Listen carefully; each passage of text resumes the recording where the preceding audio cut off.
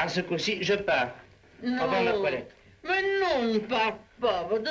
Qu'est-ce que tu vas encore aller faire loin de moi? Tu prétends toujours que je ne sais pas ne rien faire. Mais tu ne sais pas. Et toi, tu prétends savoir très bien ne rien faire. Oh, très bien. Je voudrais savoir ce que tu appelles ne rien faire parce que tu travailles toujours. Qu'est-ce que tu faisais? Tu travaillais? Oui. Là, tu écrivais, là. Oui, j'écrivais vaguement. J'en suis encore à penser depuis plus d'un demi-siècle. J'en suis encore à penser que je fais un métier difficile, Jean. Ma Colette, tout ce qu'on fait est difficile. Ce qui est admirable chez toi, c'est que quand tu fais une chose difficile, elle a l'air facile. Et un jour, on a 50 volumes. 50 volumes. Ne m'en parle pas, je t'en prie, j'en ai peur maintenant. Oui, mais ce qui est très extraordinaire, c'est que, je ne veux pas parler de ta santé, je sais que tu détestes qu'on en parle, Oui? mais c'est que tu ne te portes pas bien et que ton œuvre se porte à merveille. Tous tes livres ont une santé magnifique. Oui, en somme, on ne parle ni de sa santé, ni de son travail, et c'est beaucoup mieux. Oh, très bien. On Alors, parle de son oisiveté quand on peut. tu m'as dit que tu savais être une oisive totale. Qu'est-ce que tu appelles ne rien faire?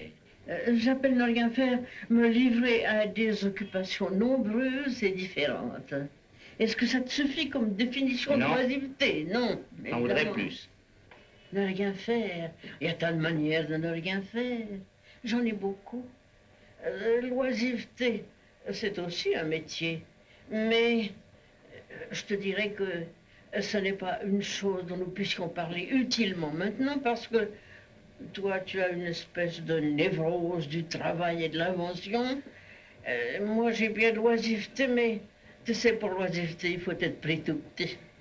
Et tu sais que j'habite la campagne maintenant, alors tu m'as mise à ton école. Ah, oui. Et il ne faut pas oublier que c'est en faisant l'école buissonnière que tu as rallié toutes les écoles et que tu t'es fait aimer de toutes les écoles. Moi, j'aime ce nom de buissonnière. Il est charmant. Eh bien, c'est ce que je fais, Amie. Oui. Et toi, tu es au Palais Royal, dans une espèce de campagne. Oh, je crois bien. Est-ce que tu te promènes un peu maintenant? Non, Avec je les ne peux regards? pas. Eh bien, avec le regard. Mais je ne peux pas. Je Mais ne peux tes pas. yeux te promènent. J'attends de pouvoir. Mais tu sais, contempler, c'est une chose qui vous occupe énormément. Et tu marches beaucoup dans ta tête.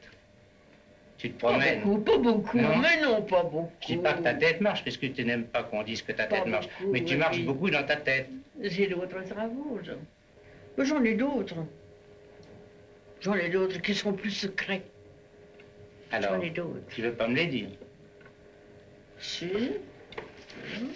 Oui, bien. Je prends ma tapisserie, par exemple, et je fais de la tapisserie, comme tu vois. Et pourquoi fais-tu de la tapisserie? Oh mon Dieu, je fais des choses charmantes. Je fais des sièges au point de tapisserie pour que mes amis aient de quoi s'asseoir quand ils viennent chez moi. Et puis là, je fais un petit tapis qui sera extrêmement joli pour Jean Cocteau. Eh bien, en somme, tu cherches tous les prétextes. Merci d'abord, mais tu cherches tous les prétextes pour ne pas travailler. Mais ce travail a l'air de se faire tout seul, c'est cela qui est miraculeux. Parce que tu es tout de même une fontaine d'encre. Je suis une fontaine d'encre. Comme c'est triste, Jean.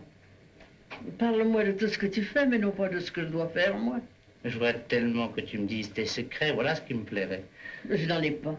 Tu vois, j'avais raison de ne pas vouloir rester. Oh, non, non. Alors, ma Colette? Tu veux t'en aller? Oui, je te laisse. Je t'embrasse. Au revoir, ma Colette.